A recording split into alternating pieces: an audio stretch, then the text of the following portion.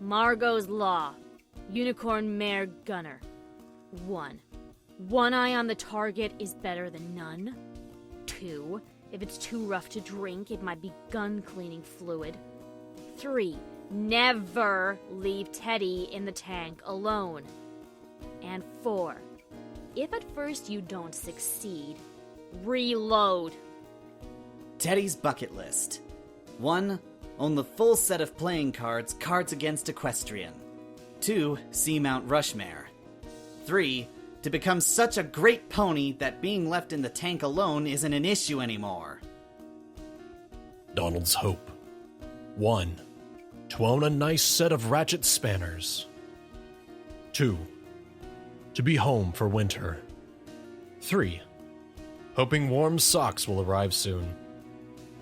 4. And a warm hat. Ginger's goals. 1. Don't let my friends down. 2. Don't disgrace my family.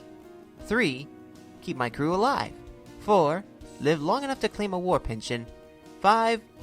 Avoid drinking anything distilled by Margo. Tigger's wish list. Earth Pony Celestial Engineers. Number 1. To rise in the ranks and become a gunner. Number 2. To eat 5 hay burgers in a row. Number 3. To work in a tank park that isn't a sea of thick mud. A Horn-Handled Gun by Teamidris. Celestia studied the map in front of her with furrowed brow. There had been many enemies of Equestria over the hundreds of years of her rule. Foes included everything from magical beasts to simple land disputes, but they had always managed to squeak through somehow. Looking back, she couldn't help but feel pride at what her ponies had achieved. Now it seemed like a new age was upon her, and the map showed they were losing. The enemy making headway into her territory was completely different to those of the past. This time, it was a methodical, mechanized army that appeared to be in no hurry. If it had any doubt in its ability, it wasn't showing it in the devastation it created. What she needed now was a wonder weapon that would push them back across her border without turning half of Equestria to dust. Pulling another group of heroes out of the hat was going to be harder than ever. Far away, on the edge of her territory, ponies were waking up in a war zone. Tents replaced houses, while broken stumps replaced trees. Green meadows lay ripped up by the wheels of war, and the sword was now replaced by a huge gun on 4 tracks. This was the tool of choice against the mechanized horses of the opposing force, and an ambitious stallion had just received his new heavyweight war machine. Ginger entered the command center to receive his new orders, taking extra care to keep out of every pony's way. As his eyes grew accustomed to the dark, he noticed a shape slumped on the floor, backlit by the flickering info panels. Who's that? He whispered to a pony tech nearby. No pony knows. He is everywhere there is a war, and apparently it has always been that way. It sounded like a fairy tale until I saw him. And you feel that pressure in your head, and you know it's for real. A startled expression fell onto Ginger's face. What the hell? That's actually Death sat there? The tech pony grinned back. No, not death. It sits there and warns us to stop, but it never does any good. Not even Celestia can stop this hate. I swear that until everyone is sick of it, or the diehards are dead, the battle will simply roll on. A sharp intake of breath could be heard around him as the ancient pony slowly turned around. It studied him carefully before looking him directly in the eye and adding, Everything dies, but not like this. Ginger stepped back, horn glowing in anticipation for a fight. Flicking its ragged cape to either side, the creature of dust and matted hair stood up. Your destiny can be yours. Take what rightfully belongs to you by magic and change a bleak future into a prosperous one for all. Do it for yourself, and do it for your friends. Just as suddenly, it flopped back onto the floor and resumed its stare at the many panels. Ginger backed up further with a desperate need to escape. Leaping into the light through the open door, he took a huge gulp of air and resisted the desire to throw up. He stood in the sunshine, panting. His commanding officer followed him out. They say it was present at every war that there ever was. Celestia knows how it became immortal and wound up here. You can ask it about the first battles ever fought, and it will happily tell you. But it only ever speaks in the language of that time period, and no pony speaks in the tongue of the early tribes. It won't teach anyone, so all that knowledge is trapped in its mind. Ugh, it's messed up. As no pony at official level will admit it exists, it goes anywhere it pleases simply because it can. I'm not intending upsetting it, and every pony here is told to ignore it, which is a good idea. I don't think it would ever harm, but I'm certain it can. One thing is for sure, you're in a hell of a lot of trouble if it shows an interest in you. Good luck to you, because now you're clearly in need of it. In a daze, Ginger staggered back into the tank park, gaining a suspicious look from his engineer, Donald. This old war pony had seen a fair bit of army life from his toolbox. Recently, he had seen plowshares turn to swords and the rise of these machines. What they achieved astounded the dark gray stallion, but there was still plenty of room for the old-fashioned horror. He popped the wrench back in the toolbox with a flick of magic and called to Margo. Hey Margo, we got a problem out here. Turquoise ears appeared through the top hatch, followed by a look of concern. What have you done to him now? Donald scowled back. Weren't me, he arrived like that. I think his cider count is below par. Close behind Ginger came a galloping Teddy. The short brown pony had more fur than was reasonable, and he was ill-equipped for speed. Panting hard, he relayed, He's the chosen one! Death spoke to him! Margo huffed at the report. Ridiculous! Utter horsetail! He eats, he poops, he talks. That's no more death than I am. It might be one seriously cursed pony, young Teddy, but this isn't a daft fairy tale. Go inside and fiddle with your knobs. Teddy slunk into the rear hatch with ears down. Most of the time, his enthusiasm got the better of him, and he yearned for the respect of the older unicorns. The fact that he had aced the communications course hadn't made up for saying the wrong thing at precisely the wrong time nearly every time. Sitting down at his radio station, he leaned his hooves on the little note desk and flicked the dials this way and that with the tip of a horn. As his bright green eyes scanned the info panel, he knew as well as any pony that being a team would keep them alive. If only there was a way to keep them safe from the mayhem that shattered through the airwaves and into his headphones. Donald and Margo sat Ginger down and fetched him a brew with sugar and something extra. Ginger drank it down, but continued to stare into the distance. Now he had a bigger destiny than just getting his new tank and new crew to the front. Donald was first to speak, drawing himself up to full height with some discomfort. Come on, lad captain, what did he say to you? That we're in a hell of a fix. Ginger replied, looking Donald directly in the eye. That we can get through this if we make it our own fight. But I have no idea how we do that. I mean, you've seen them. They don't miss often, and what they hit usually goes down. Margo scoffed. If the rumors are true, I would suggest our future is very much dependent on the gunner on the other side of the field. But unless you know some brilliant way to make a quad-track tank indestructible, I don't see what monumental difference will make. Tigger appeared at that moment, pulling the heavy pressure washer cart through the mud. It was her task to keep the hardware side of their tank going, while they were at the base. She was dark brown and barely taller than Teddy. What set her apart was the hint of stripe in her coat from some long-forgotten zebra ancestor. It distorted her cutie mark to the point where it was nearly illegible. This was of no concern to Tigger, who was the can-do earth pony who could get out of any scrape. She had sneaked on board for a few missions to the front. He doesn't look too good, said Tigger, eyeing up Ginger. What did the archive pony say to him? Ginger seemed to snap out of his shocked state. We need to do something special or we're screwed, I think. That evening, the 5 ponies sat around a table full of empty glasses. Their sad eyes looked at the dregs of a somber evening. Teddy twitched as though some crazy idea was about to spring forth.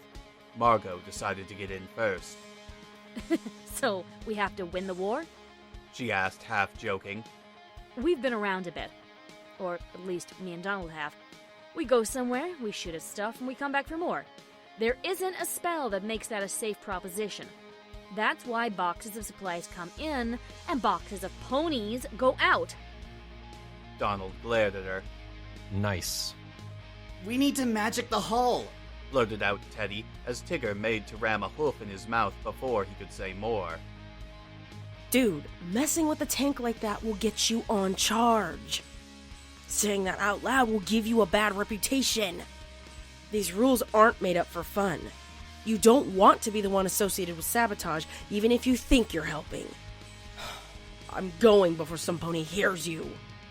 She stood up and weaved her way through the crowd to the exit.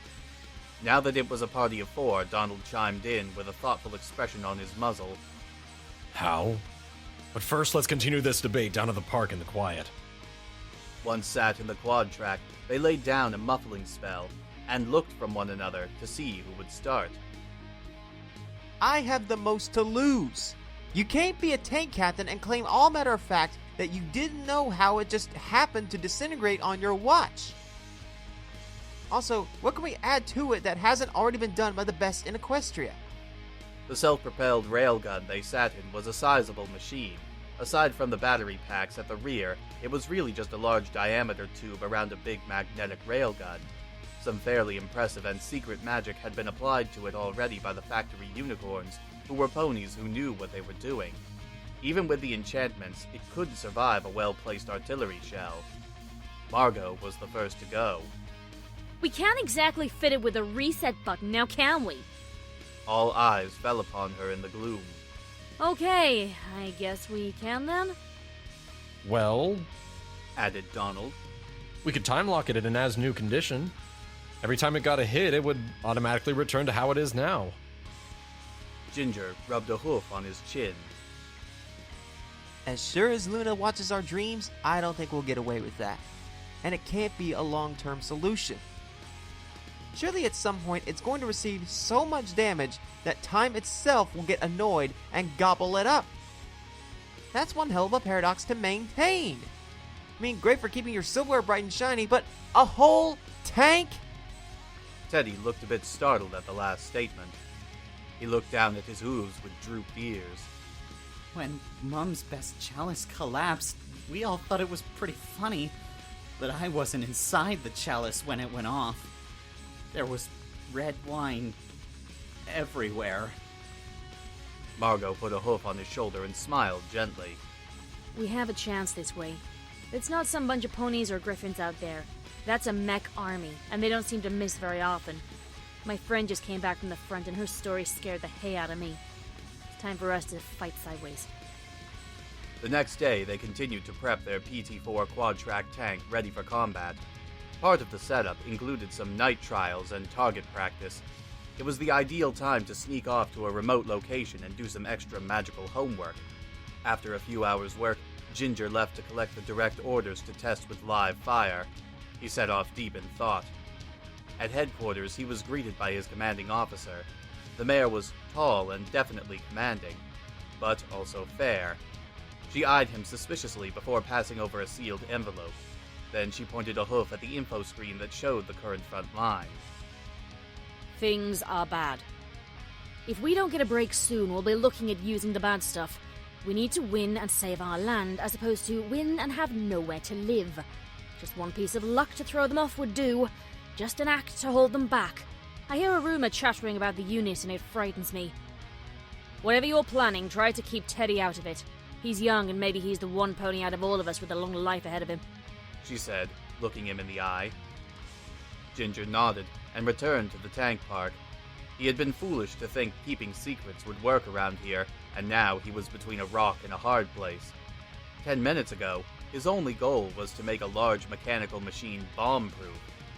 It might work, and it might not have. Now he carried the weight of every pony's hopes on his back. Now it really had to work and be a game-changer. The mood in the crew was still subdued on his return. There really wasn't much to be said anyway. Every pony took their positions and called out their status. Hooves started bringing the many systems to life as various guns and missile lights glimmered in the dim light of the interior. Ginger checked around them before sounding the siren and moving the machine towards the firing range. The track and gears whined in the background as they arrived at firing point 1. Ginger checked the info panel to verify the railgun was ready and that the main battery was full. Taking a sight, he dialed in the target and sent it to Margo. She in turn touched a few buttons to start dumping energy into the railgun capacitors. Practice shell. Fire on 75% charge. Fire on 75%. I had the trigger on auto, gun shows green, target is clear. Ginger replied. The new tank was state-of-the-art and was soon up to the required charge. The main battery unhooked itself with a reassured clunk just before the railgun capacitors dumped their charge into the coils. A noise, like a huge elastic band snapping, sucked all the air out of the tank for a split second, while throwing it backwards a pace or two. Wow. This thing likes to live on the edge, Said Donald. If you want to try 100%, I'll be outside hiding behind a tree. Margo turned to look at him with a huge grin. They navigated successfully through the rest of the targets with ease. The tank worked great, and every pony agreed that it was a shame to start tinkering with it. But practice targets didn't shoot back, and now it was time to either improve it or be arrested. Half an hour later, they were all stood around the PT-4, sizing up the enormity of the task. Shame Tigger isn't with us to see this, Said Teddy, lighting his horn and feeling the structure. Just the hull and nothing else? There had been no hope of leaving him behind when it was his idea. Yes, Teddy. If we time lock the batteries, they won't work, and if we lock the tracks, they won't turn. Just the shell of the hull.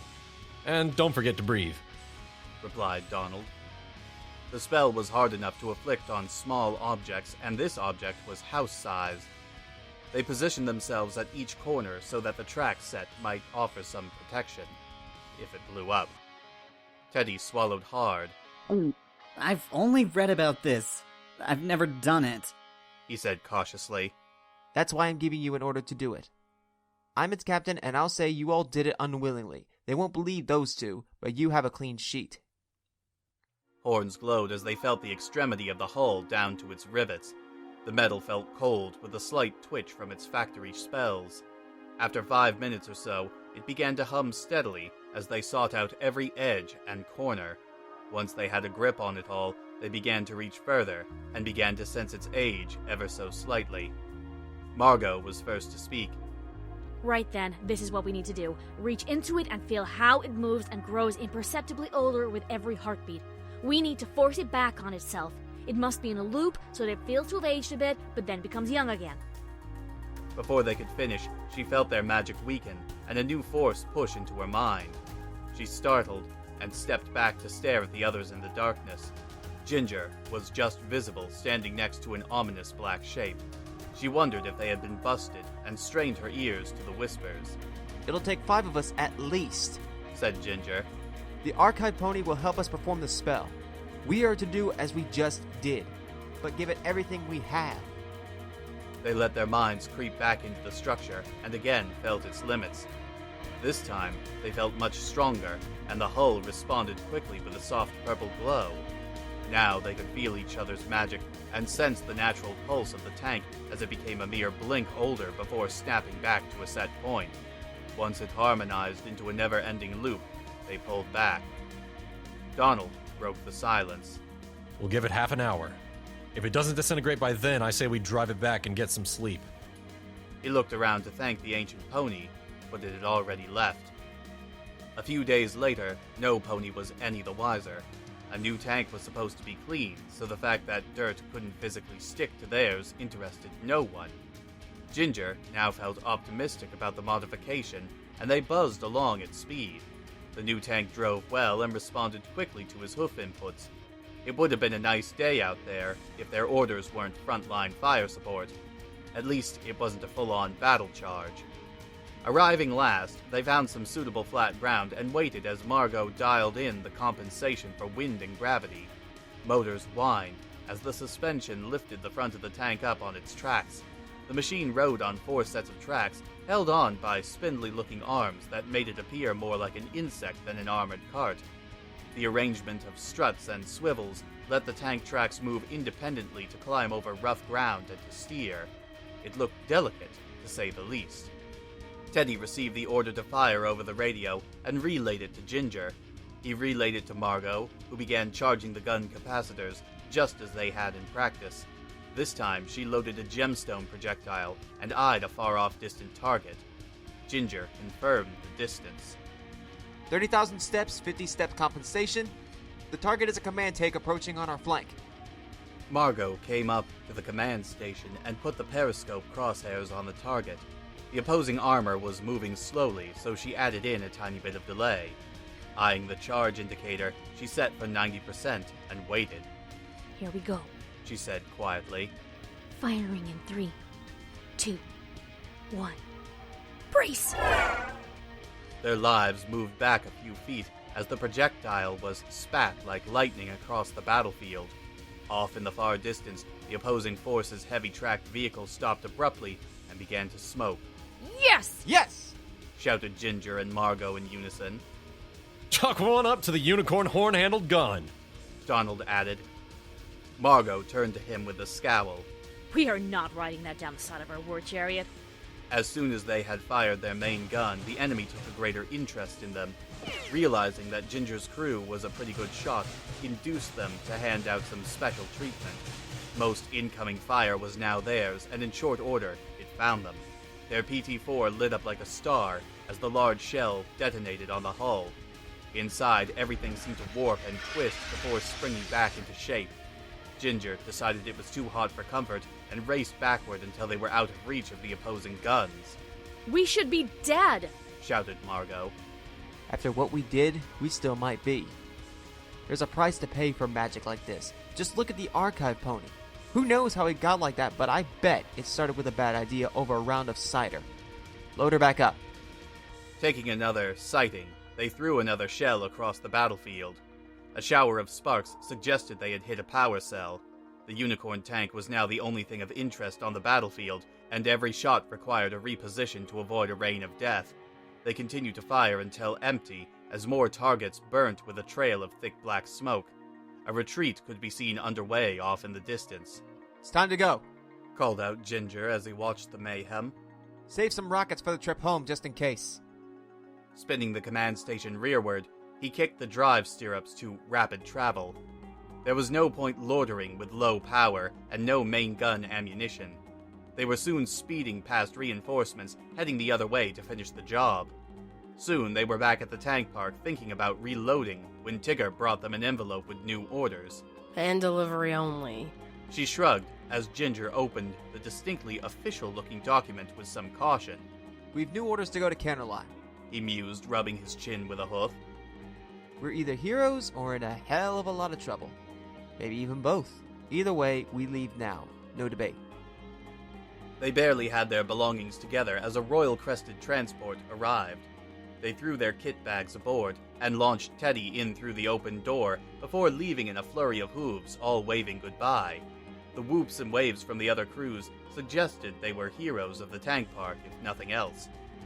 Every pony was somewhat surprised at their departure, but nothing took it worse than Ginger's tank. Tigger swept the interior clean, ready for another crew, but was quickly ordered out as it was becoming really unstable. The static charge it now gave off left no chance of anyone driving it anywhere. For every pony's safety, another tank managed to push it into a small hangar on the edge of the park.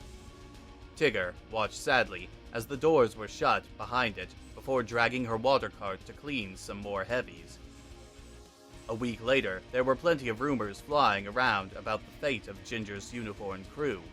Fighting had slowed up, and that meant time to stand around and idly guess their new posting. The most plausible answer was that they were stationed at the secret tank factory.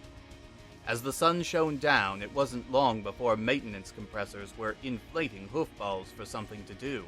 Ponies from all over the base were claiming all sorts of objects were goalposts. One ball was given such a good buck kick, it landed on top of a small hangar. Several large stallions promptly grabbed a protesting Tigger and threw her onto the roof of a side building so she could retrieve it. Hey, get off me! God! Hey, let go! No! She was soon on top and raised a leg to hoof it off when there was a bit of a creak. The noise was followed by a flump as Tigger disappeared from view. Shaking off the dust, she found herself on top of Ginger's tank, which had calmed down a bit. she wondered if it would run. There was now some serious concern outside. No pony thought that the drop would cause the young mare any permanent issues, but its contents might. Ears back and nostrils flaring, they made careful steps toward the building. They were starting to get really brave, and were pretty close as a whirring noise came from inside. Making a run for it with flailing tails, the noise was followed by an almighty crash as the tank exited through the end wall. Bricks and planks showered across the ground before the machine came to an abrupt halt in front of them. A head appeared through the hatch with a big smile. Ha! Who wants to ride a Tiggers Tank? All she needed now was a hat and a crew. The end. Alright, I think that's everything. Hope this is what you were looking for, Idris. Good luck.